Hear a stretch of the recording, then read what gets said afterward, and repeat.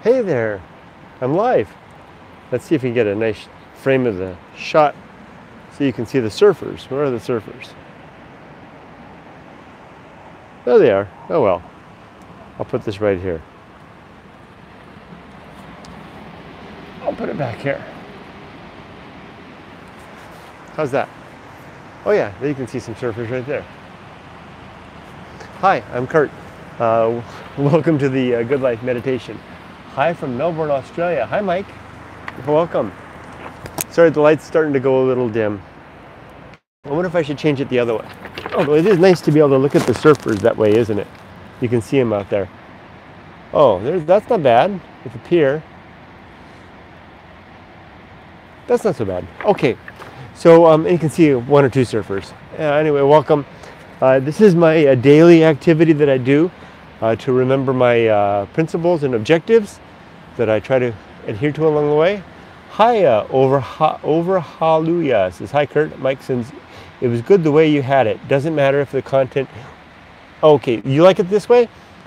There, you can see the surfers, huh? And you don't want me. Hey, how about that? Then you can watch the surfers do their thing. That's better. Let's go with that then. Great. So I'm going to talk about my Good Life meditation. Oh, they're right there. Everybody's right there. That's nice. Oh, awesome. Good. We'll see as the sets come in. And this is the Surfers Point here in Ventura where I work. I just work right up the street, literally a 10-minute walk. I just finished work and I just walked down here, still wearing my work clothes. So I'm going to do my Good Life meditation for today. Although I already did it. I do it in the very first thing in the morning, and then I'll do it now. So first, I have 7 objectives in life. Oh, and today I might reflect a little bit on some of the failures. I had a couple of things that I kind of dropped the ball on today, and I kind of regret. If I was keeping my principles a little closer to my heart, I wouldn't have done that. How is the new job going? Was the risk worth taking? Great question, Mike. And I see someone just popped in at the website too. Welcome. I didn't see where they were from. It's not helping that I'm looking this way. The new job's good. It's very hard. It's a big challenge for me. Big step forward in my career. A lot of responsibility, a lot of risk too. You phrased that question, Mike, very well. Was the risk worth it? Yes, it was. For one sole reason. If I can harken back to my principles, the principle called the path of wildness, where the path of wildness is a steady forward and uphill climb throughout life, constantly moving from comfort into areas that are new and probably uncomfortable. But the benefit to that is the improvement and the adventure, and it's worth it just for that alone. But it's worth it on a lot of fronts. So let's come back to my objective. Objective number 1 is to be always ready to die. To have my affairs in such a state that if I die, like heaven forbid, like my associate, not my associate, somebody how do you say, he's not my friend, he's not my associate, acquaintance, Mad Mike Hughes, who died on Saturday in his failed rocket launch in the desert. So that if I were to go out in a moment like that, the way Mike did, dying on Saturday, that my things were in order. My connections, my relationships, my finances, my home, my arrangements, mainly so that my dying isn't a burden to those that I leave behind, and that the loss of me isn't a burden to them either, mainly those that I take care of. There was a comment about Mike. Rest in peace, Mike. Yeah, I'll just linger on that for just a second. I remember when I went to actually see Mike. I met Mike at the tail end of a failed rocket launch. Just out, he and his associate, his friend, Pioneer Pat. The three and I talked in the desert, and then I came back to actually watch Mike successfully launch his rocket. He was injured in that successful launch. And I remember sitting in the desert, a quarter of a mile away from the rocket launch site, And as it was, I knew it was going to lift off any second, and thinking to myself, just don't die, just don't die, just don't die. I can't bear to watch someone die right in front of me. And it's something else. I mean, maybe NASCAR fans feel this as they're watching, you know, drivers hurtling around a track at hundreds of miles an hour. I don't know how fast they go. But just don't die, just don't die, just don't die. And I was, as the rocket went up and I waited for the parachute to deploy, and I was like, oh, so glad it deployed. And this weekend when Mike died, and the one video I saw, the rocket took off and the parachute deployed too soon, and I heard one woman say, I think she said,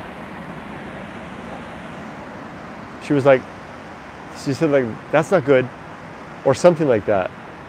And I was thinking the same thing. And then when the rocket reached with the apogee, it started coming back down, and you know, as you saw it coming back into the clouds, you could see the silhouette of the rocket coming down, accelerating, and you know, nothing to do with that, seconds away.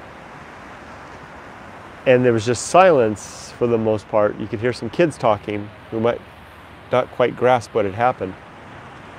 And I was like, how much more significant that would have been to have been there.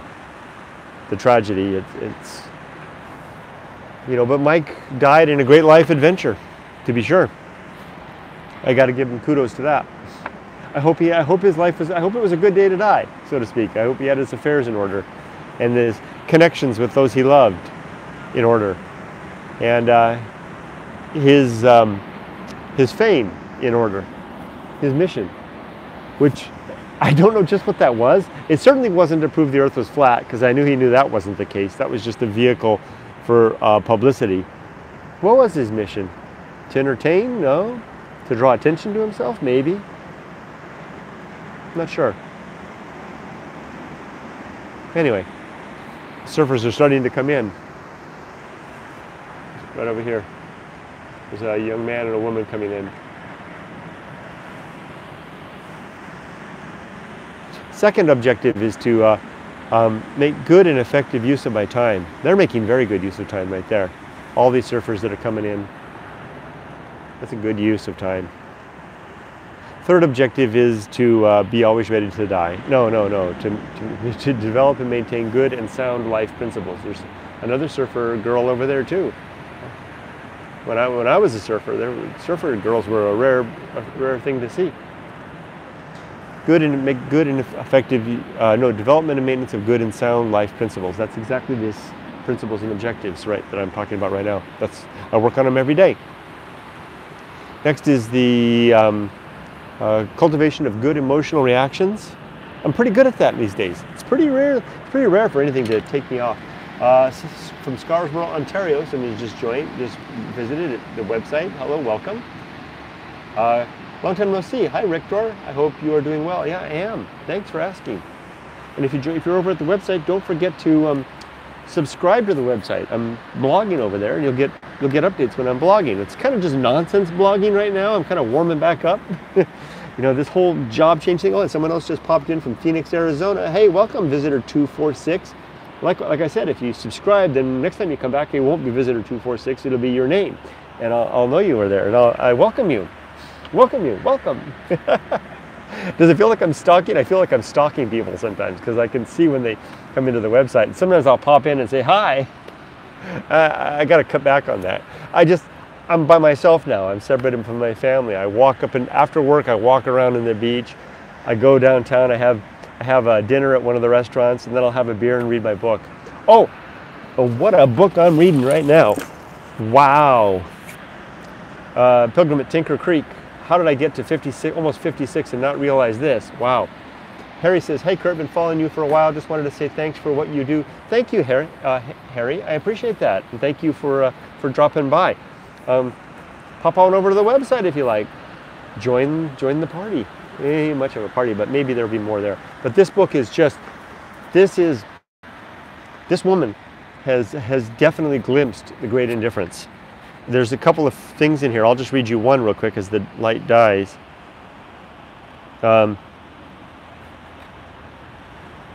She's talking about, she says this one sentence, I highlighted it.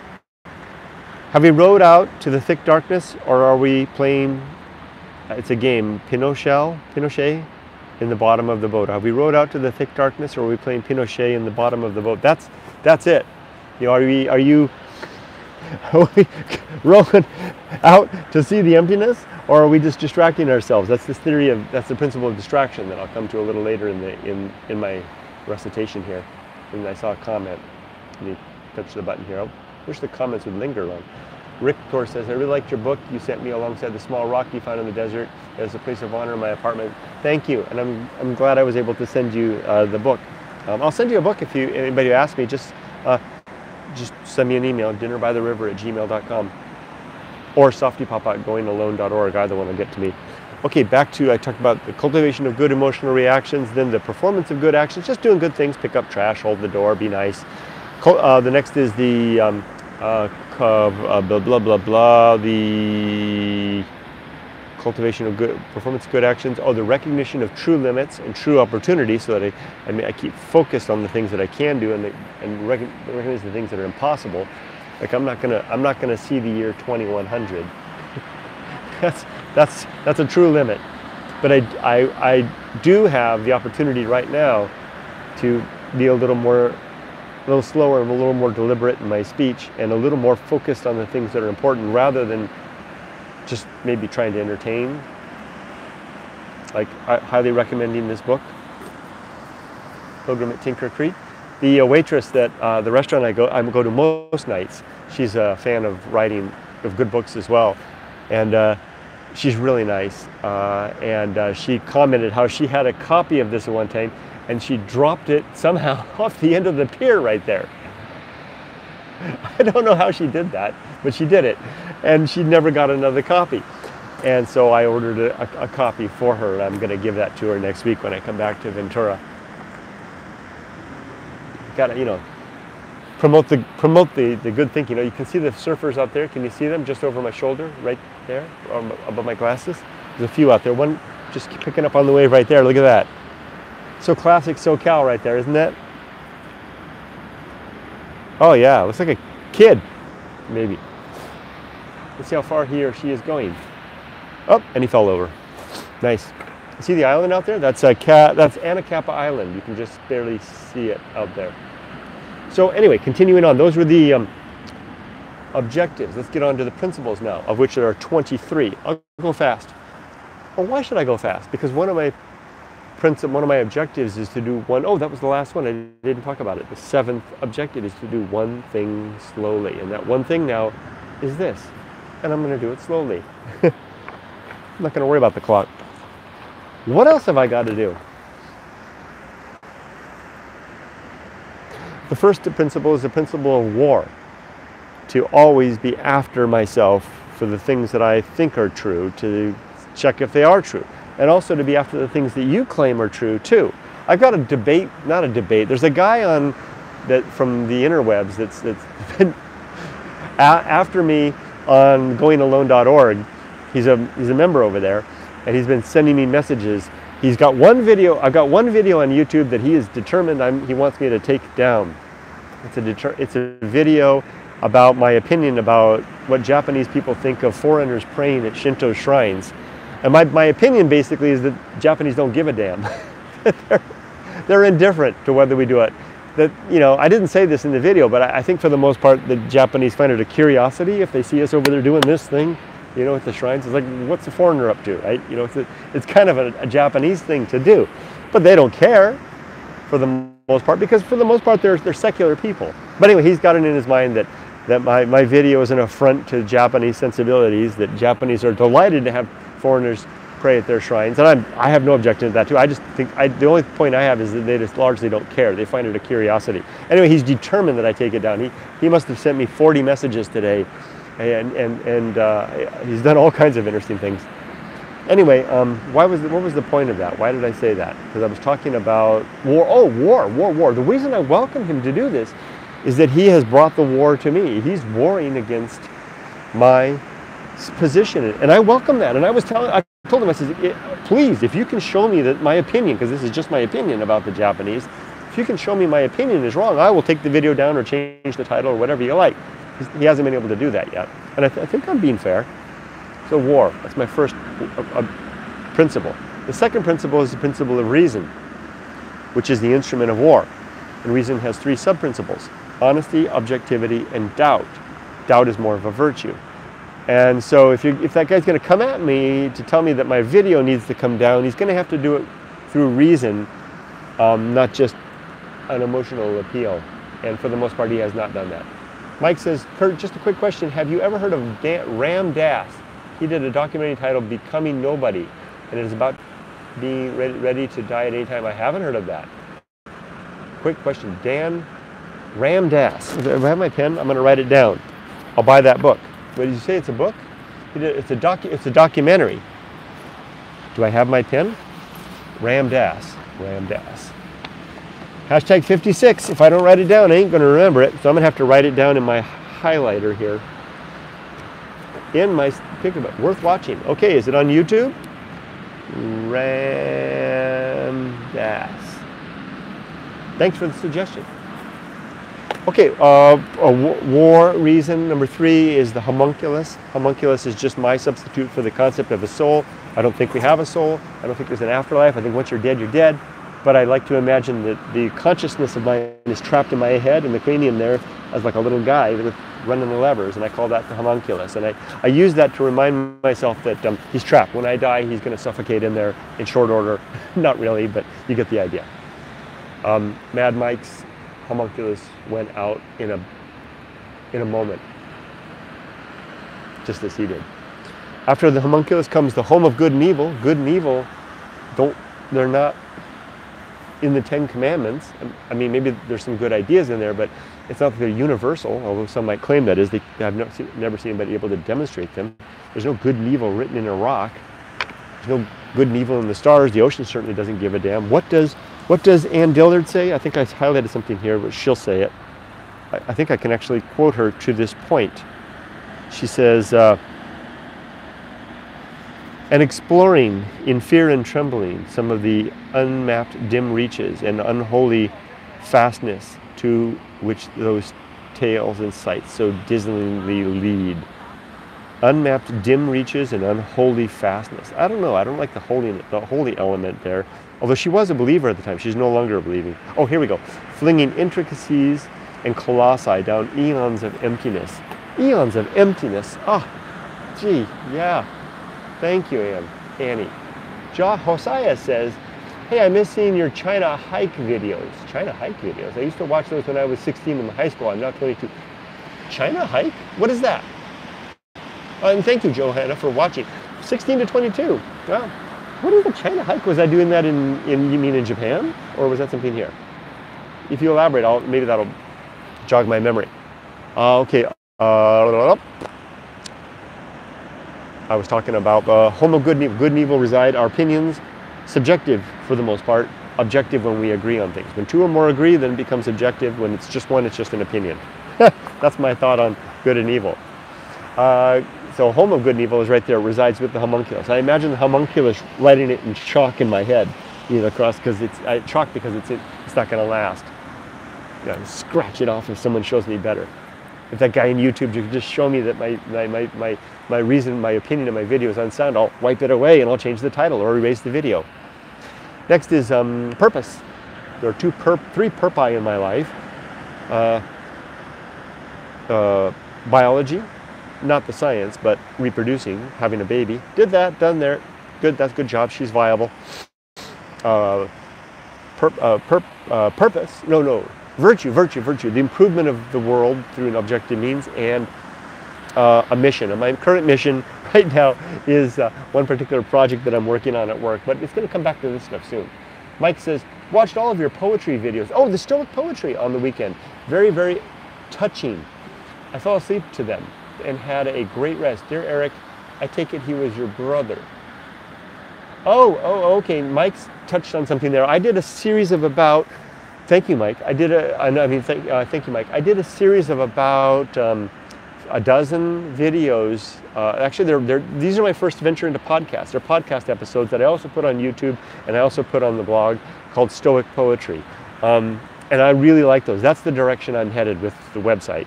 goingalone.org is going to be the home of that. I want to do more of that. I think that's the next step for me. I really enjoy that. I'm just not doing it because I'm so busy with work right now. My mission right now is work, because that's the foundation upon which my family's well-being resides. Once that's stable, in about 6 months to a year, then I'm going to focus my other mission back on the Stoic poetry stuff. Eric, who I addressed those letters to, was my best friend in college who committed suicide by virtue of principle. My second book, called, actually it's the first book I ever wrote, but it's the second book I published, or maybe the third book I published, called No More Looking Out for Number One. It's on Amazon and it's available on my website, goingalone.org. No More Looking Out for Number One is the story of Eric and Joe Bob.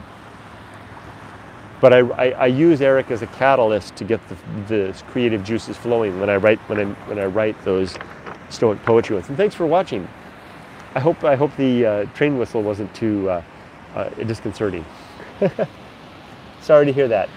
Yeah, Mike, it was. Thank you. It was something else to lose Eric, but also remember I was talking about mission. Eric had a mission. His mission was Joe Bob. Eric had made good use of his time, really good use of his time, and when he died, he went out. He was ready to die, and he went out with it. His death was a mission as well.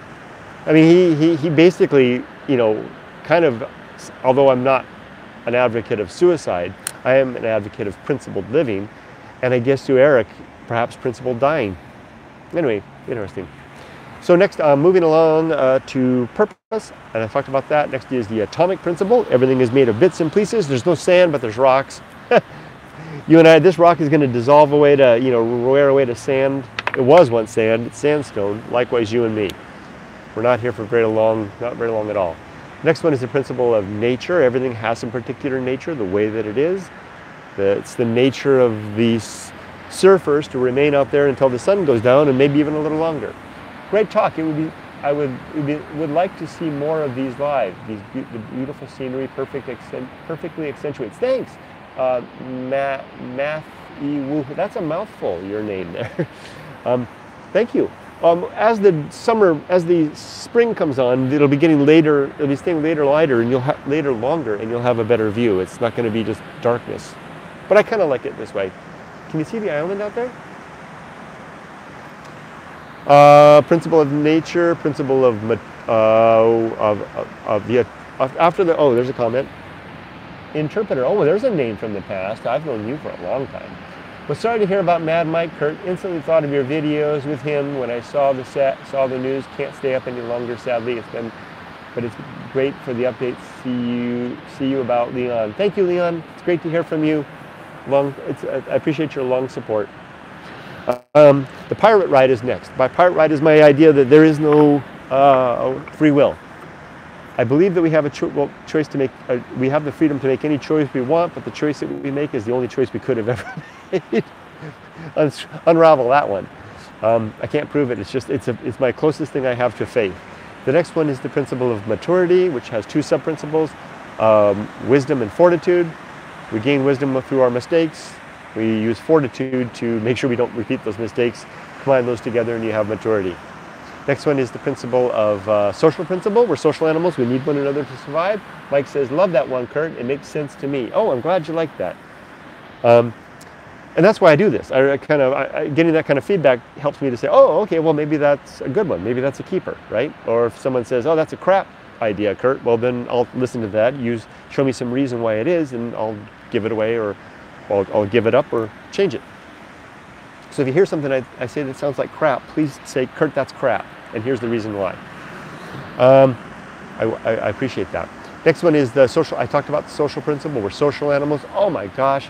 I think Annie Dillard might have fallen into a bit of a trap that creative people want to be vulnerable to. I'll talk about that maybe another time. You can see it in her blog. If you go to her, she has a current blog, and her writings there, her current writings, make me think that she went a little far on the risk of avoiding risk, which is another principle coming up in a second. After the social principle comes, here's the one I failed on today, the principle of public speaking. That principle simply states to use few words, small words, and speak as little as possible. And when speaking about others, always imagine that those others can hear exactly what you're saying. That prevents gossip. The problem is I didn't quite follow that today. I said something about somebody without them there, and I meant it in a constructive way, but I'm suspicious that it'll get back to them.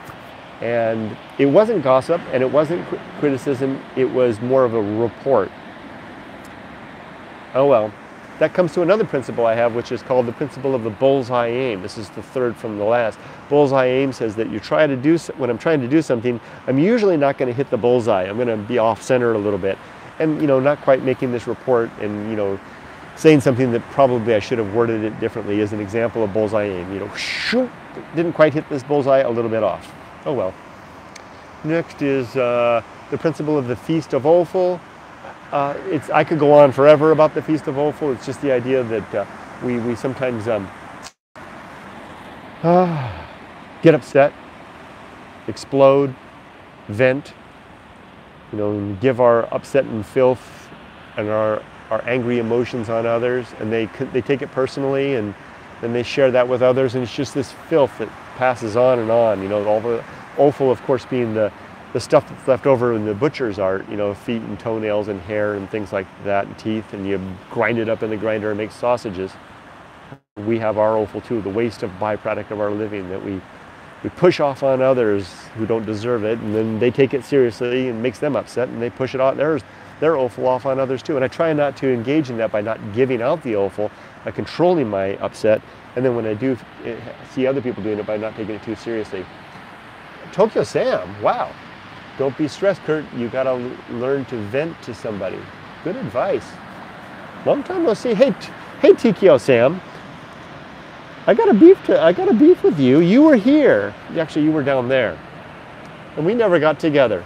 Santa Monica is just down the way. Look at the guy walking by on the surfboard. I'm disappointed you and I didn't get together. I would have enjoyed that. Looking good, dude. Oh, okay. I missed the chance that we didn't get to see each other. I hope you come back and that you and I can hang out. That goes for all of you.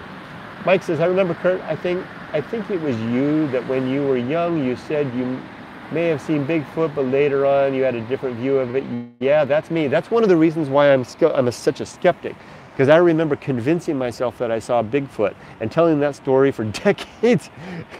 And I know it's crap, because I remember, I can remember how I built the story up in my mind. It's that confirmation bias I had with the guy that I was with. He and I wanted to have that, believe that. Tikyo Sam says, yeah man, I wanted to meet up. I had no money and time when I was there before. It was kind of at the whim of the other YouTubers I was hanging out. Dude, you were like in the midst of something really special. I certainly understand. I would have enjoyed seeing you. And when you're back, let me know. I'll come to you, we will we'll go out and have some beers and have some fun. Just like, remember that time we hung out and had a few beers in Tokyo? Good times. I've always remembered that. I think honestly, there's one of my principles that I relate here, Sam, is the Great Life Adventure. It's near the end, and you're one of the people that I think of when I do that. And one of the ideas of the Great Life Adventure is that life is more fulfilling if we pepper our lives with adventure, and particularly if we can have one great adventure, particularly early in life, that basically becomes the centerpiece of our living and the great story and the great molding thing. And you are a model for that for me. I mean, you're basically giving yourself the decade of your 20s to have adventures like nobody else. I am absolutely certain that you will always be the most fascinating person at any cocktail party you ever go to.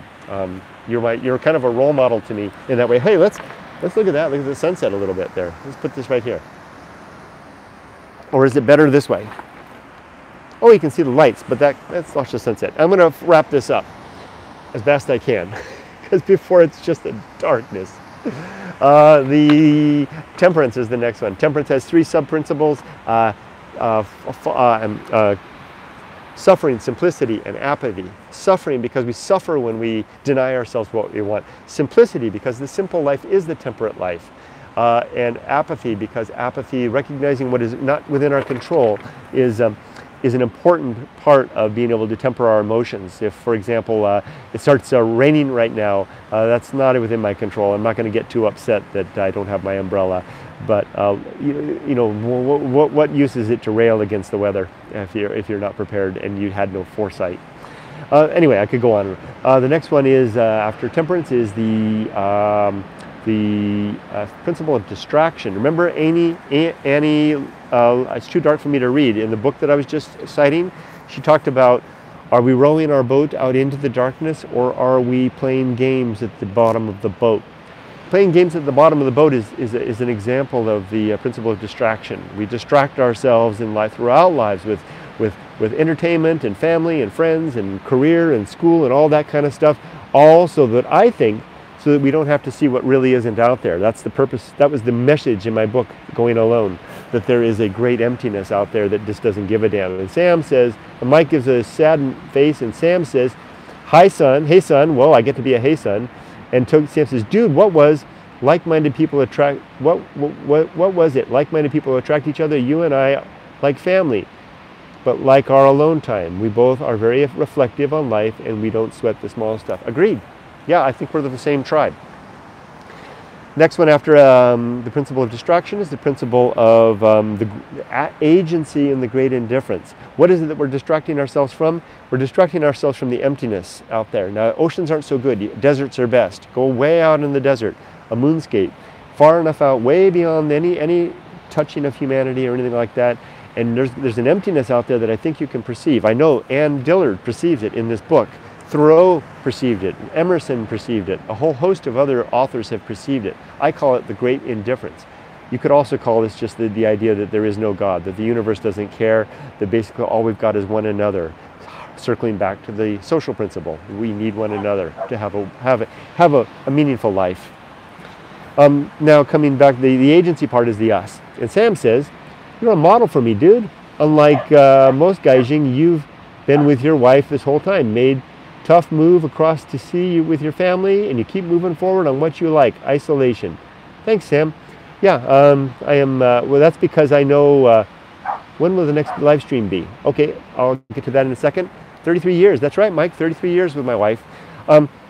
Sam, that's because, well, I hit the wrong button, I'm gonna report. Thank you, I'm just gonna say thank you. Well, I'll save it for another video about the dangerous route that I almost took without her, and I know that that would have been a scary place. So that's not a statement regarding the necessity of getting married. That's a statement regarding my own inclination to get lost, and Yumiko kept me from getting lost. And she knows that I'm going to spend the rest of my life making up for that debt. I'm glad you ended up where you are now, Kurt. Thanks, Mike. Thanks, Mike. I appreciate that.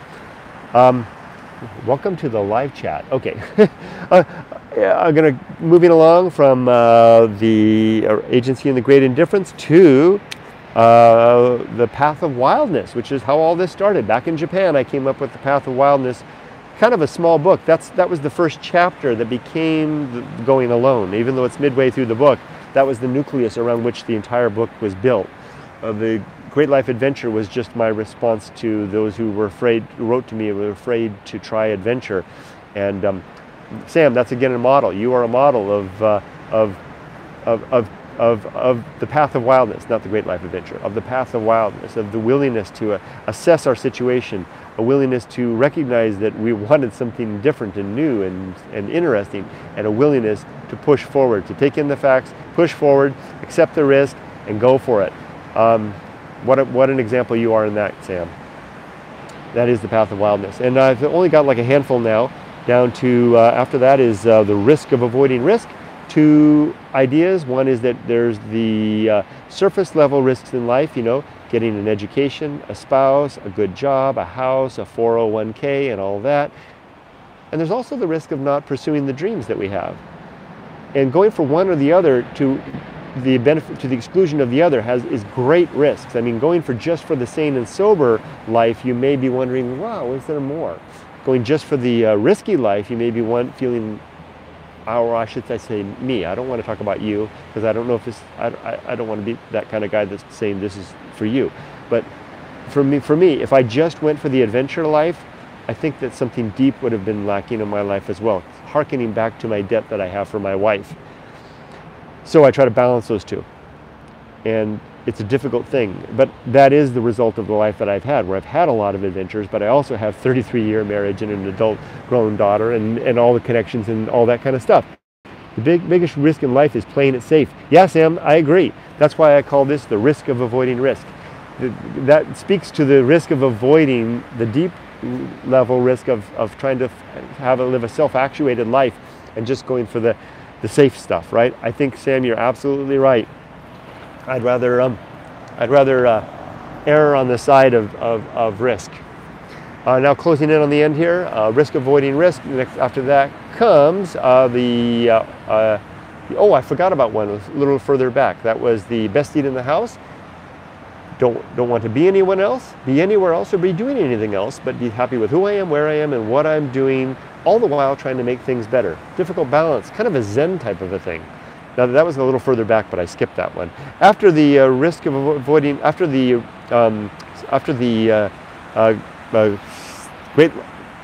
risk of avoiding risk comes sin and damnation. There are 5 sins in my worldview. They're all the same thing: falsity, credulity, faith, superstition, and dogma. They are all a willingness to believe things for bad reasons, to hold on to truths either because someone said so, or because it's just tradition, or because I have faith, or just because I have am easily convinced. Those are not good reasons to believe things.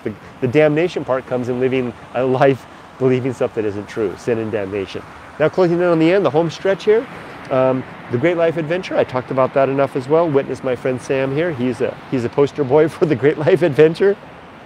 Then after that comes the season of philosophy. The season of philosophy is when the muse starts to speak in our voice, in our little voice in our head, saying, "Hey, I got something to say." It could come out in writing, poetry, videos, whatever the case. I mean, Sam, you do this all the time with your motorcycle vlogs, roaming around Tokyo, speaking out. That's your muse speaking out loud. You do it all the time, and I just recommend to strike when the voice starts to speak. I think you know how this is, Sam, because later, if you don't do it at the moment, it's gone, and you don't get it back. And that meant whatever it is you were going to say is gone. And likewise, if you wait too long, you get old. Wouldn't that be a shame to have the idea stuck in your head but lose the physical capability to get it out?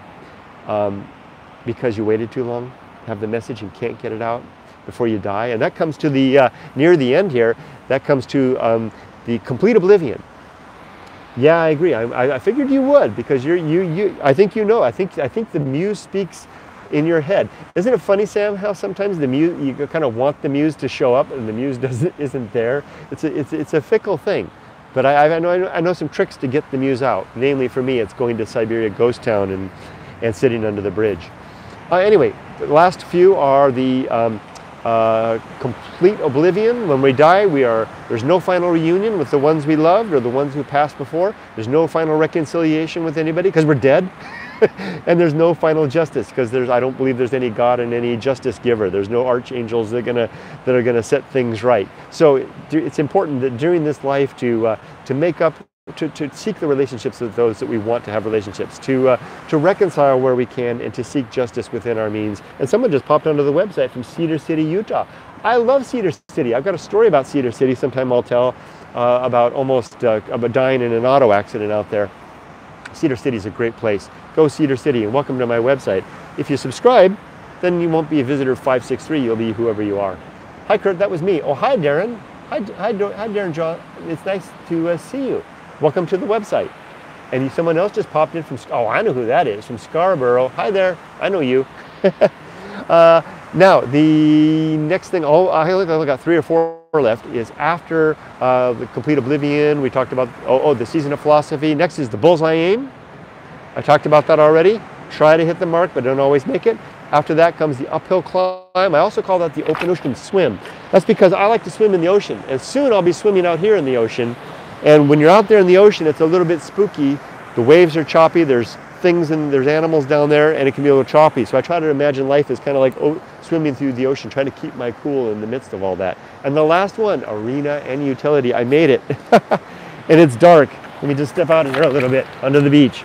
Arena and utility. Life is the arena for the execution of our life in pursuit of objectives and the utilization of our principles to help us to make those ends. And coming right up to the seashore, you can see the water lapping. I wonder if I switch it to the other camera, if you can see that. I'll swing it around to the front camera. There, oh, that's better. Yeah, the front camera's better. There's a sliver of the moon, same moon where you are. And that's it. I made it through the Good Life meditation for today. That's Ventura, where I work right there. That's the big hotel. That's the pier over there. Santa Monica's down there and past those lights. That's it, everybody. 40 minutes. Thanks for joining me for another Good Life meditation for today. I wish you all the best. See you out on the website. Wow, look at that. I got the moon and Venus and all that kind of stuff. Take care, everybody. Be safe, but not too safe. And ring me up next time you're out, Sam. That goes for all of you if you're in the area. Ring me up. We'll go out and have a beer. Good night. Good night, Jess. Good night, Mike. I'm glad you like it. Take care, Mike. Goodbye, over Hayuku and Matha Woohoo. I can't say that. Matha Woohoo. Take care, everybody.